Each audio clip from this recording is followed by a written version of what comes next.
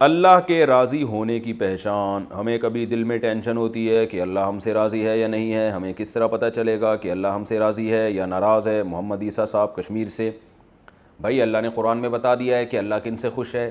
جن سے اللہ خوش رہتا ہے ان پر کوئی خوف و غم نہیں ہوتا. تو اللہ نے بتایا کن سے خوش ہے. الا ان اولیاء اللہ لا خوف علیہم ولا هم یحزنون.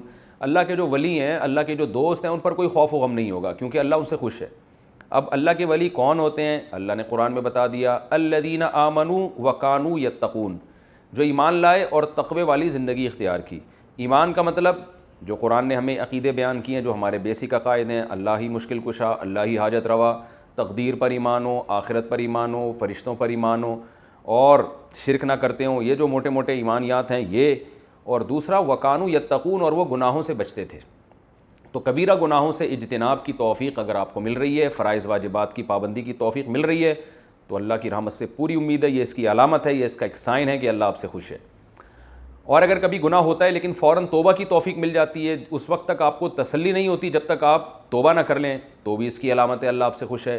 لیکن اگر معاملہ ایسا نہیں ہے, بلکہ آپ کبیرہ گناہ بھی کرتے ہیں, مثلا مرد ہے تو داڑھی کاٹتا ہے, عورت ہے پردہ نہیں کرتی ہے, یا فرض نماز آپ قضا کر دیتے ہیں جان بوجھ کر, یا چغلیاں غیبتیں کرتے ہیں, یا لوگوں کے پیسے لے جائیں تو پولیس سے بھی نہیں نکلوا سکتی آپ سے پیسے.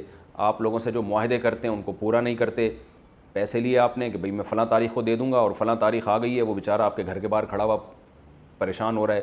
اسی طرح آپ اگر آدمی ہیں اور بیوی کے حقوق ادا نہیں کر رہے, یا عورت ہیں شوہر کے حقوق ادا نہیں کر رہی, یا اولاد ہیں والدین کے حقوق ادا نہیں کر رہے, والدین ہیں اولاد کے موٹے موٹے جو بیسک حقوق ہیں ادا نہیں کر رہے, تو یہ ساری چیزیں اگر گڑبڑ ہو رہی ہے تو اس کا مطلب ہے بھائی اللہ آپ سے راضی نہیں ہے, کیونکہ اللہ نے قرآن میں بتا دیا ہے کہ میں کن سے راضی ہوں کن سے راضی نہیں ہوں. تو اللہ ان سے راضی ہے جن کا عقیدہ بھی درست اور کبیرہ گناہوں سے اجتناب کی توفیق ملتی ہے.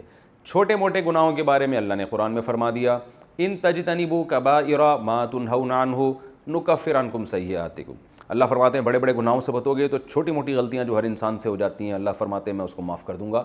تو وہ بار بار نہ ہوں, بس کبھی کبھار ہو جاتی ہیں انسان سے, لیکن جو بڑے بڑے جرائم ہیں جن کو کبیرہ گناہ کہا جاتا ہے ان سے اجتناب کرنا فرض ہے.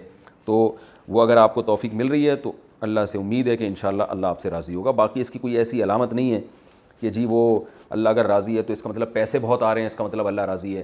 ایسا نہیں ہوتا. بعض دفعہ اللہ جن سے راضی ہوتا ہے ان کو پریشانیوں میں ڈال دیتا ہے اللہ تعالیٰ, اور بعض دفعہ خوشیوں بھی دے دیتا ہے اللہ تعالیٰ. تو یہ دنیا کی خوشیاں, دنیا کی ٹینشنیں, دنیا کی پریشانیاں, یہ قطعاً اس کی علامت نہیں ہے کہ نہ پریشانی اس کی علامت ہے کہ اللہ آپ سے ناراض ہے, نہ خوشی اس کی علامت ہے کہ اللہ آپ سے خوش ہے. اللہ اعمال کو دیکھتا ہے. رسول اللہ صلی اللہ علیہ وسلم نے ارشاد فرمایا, ان اللہ لا ينظر الى صورکم ولا الى اموالکم ولکن ينظر الى اعمالکم. صحیح حدیث ہے.